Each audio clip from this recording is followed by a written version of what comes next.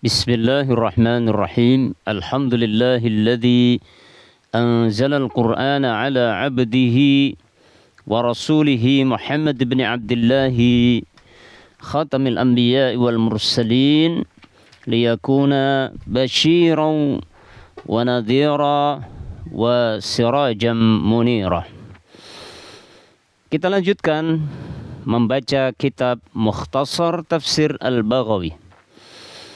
Kita sudah menyelesaikan tafsir ayat yang keempat.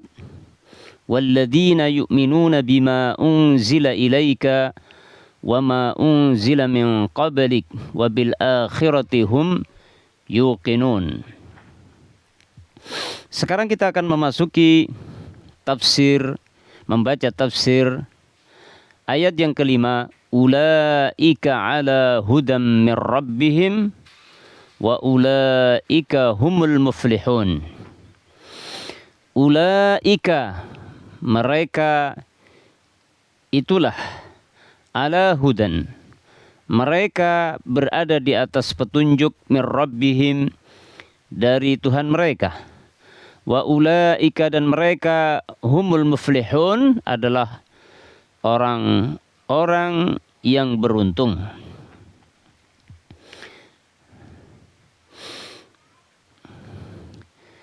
Qauluhu, firman Allah Ta'ala, ulaika ay ahlu hadhihi sifah.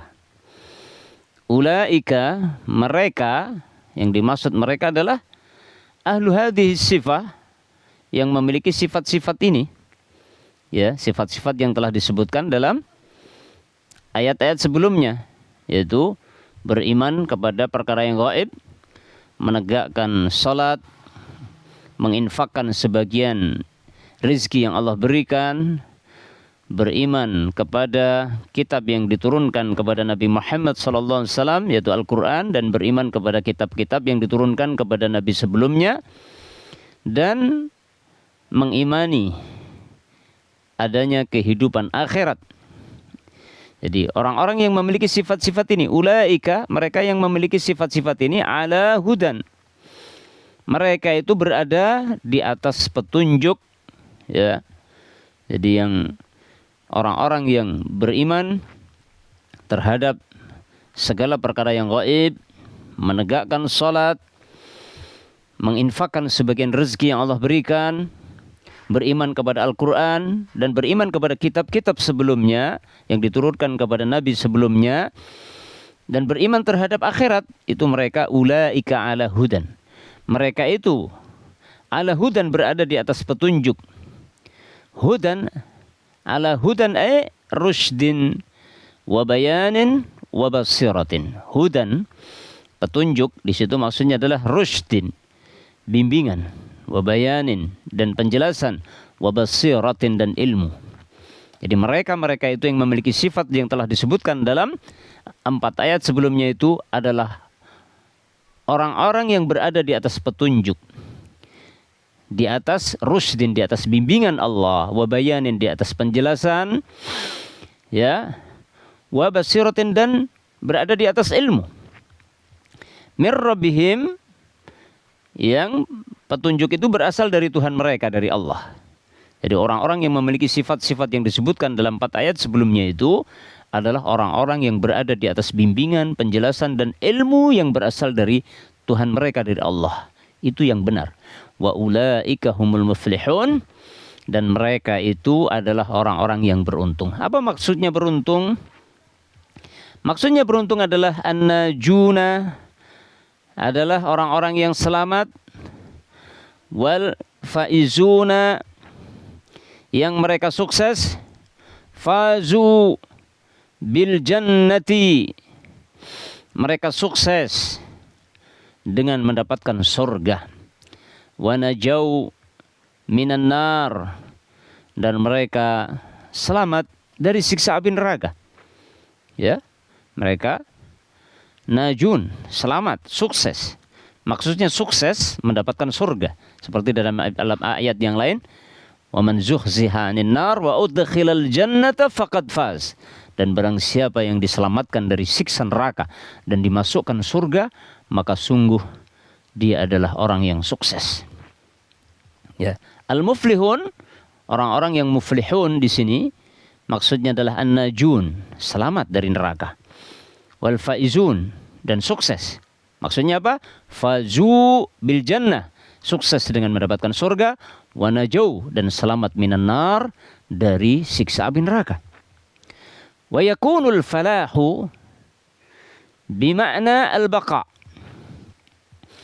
Maka jadilah kata al-falah, kata dasarnya kan al-falah, al-muflihun dari kata al-falah, aflaha yuflihu, iflahan muflihun, berasal dari kata al-falah yang artinya keberuntungan, ya.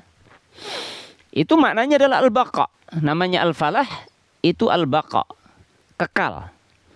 Ya, jadi bukan sekedar beruntung terus hilang, tapi keberuntungan yang kekal, itu al-falah. Jadi yang dimaksud di dalam Al-Quran, kata al-falah, keberuntungan, itu keberuntungan yang kekal, tidak putus. Makanya di sini dikatakan wa yakunul falahu bima'na al-baqa. Dan jadilah al-falah itu bermakna al-baqa, bukan sekedar beruntung terus hilang, tapi keberuntungan yang kekal. Ai baquna fi na'imil muqim, artinya mereka itu kekal di dalam kenikmatan al-muqim, di dalam kenikmatan yang abadi. Surga, ya para jamaah sekalian, surga adalah tempat kenikmatan yang kekal abadi. Ya, ini makna al-falah, ya. Wa aslul falah, dan asal kata al-falah adalah al-qata' wa syaqq. Ya, memutuskan dan membelah. Ya. Wa minhu summiya az-zara'u. Dari kata itulah az-zara' disebut falahan. Petani, ya. Petani kan falah. Zara' artinya falah, ya, maknanya adalah petani. Kenapa disebut falah petani itu dalam bahasa Arab? Li'annahu yashuqqul ardha. Karena sesungguhnya dia seorang petani itu membelah tanah, kan? Ya, membelah tanah ketika apa? Ketika membajak sawah, itu tanah dibelah-belah. Itu asal katanya begitu. Fahumul maqtu'u lahum bil khair. Ya, maka mereka orang-orang muflihun yang beruntung yang disebutkan dalam ayat itu, al-maqtu'u lahum, mereka adalah orang-orang yang diputuskan mendapatkan kebaikan, diputuskan, dipastikan mendapatkan kebaikan fid dunya wal akhirah. Mereka mendapatkan kebaikan di dunia dan di akhirat. Itulah mereka yang disebutkan dalam surat Al-Baqarah dari ayat 1 sampai ayat 4, ya. Orang yang bertakwa, yaitu orang-orang yang beriman kepada segala perkara yang gaib, menegakkan salat, menginfakkan sebagian rezeki yang Allah berikan, beriman kepada Al-Quran, beriman kepada kitab-kitab yang diturunkan kepada nabi-nabi sebelum Nabi Muhammad SAW, dan beriman kepada adanya kehidupan akhirat. Ulaika ala hudam min rabbihim, mereka adalah orang-orang yang berada di atas petunjuk dari Tuhan mereka, dari Tuhan yaitu Allah. Dan mereka adalah, Allah katakan, al-muflihun. Ya, orang yang seperti itu al-muflihun. Mereka adalah orang-orang yang beruntung. Tadi dikatakan al-muflihun dari kata al-falah, yaitu keberuntungan yang langgeng. Bakun fin na'imil mukim. Mereka kekal dalam kenikmatan yang abadi. Ya, asal kata dari al-falah adalah qata wa syak, adalah seakan-akan ingin menjelaskan sebuah kepastian, karena bahasa al-falah, kata al-falah al-qata wa syak. Petani disebut falah karena membelah-belah tanah.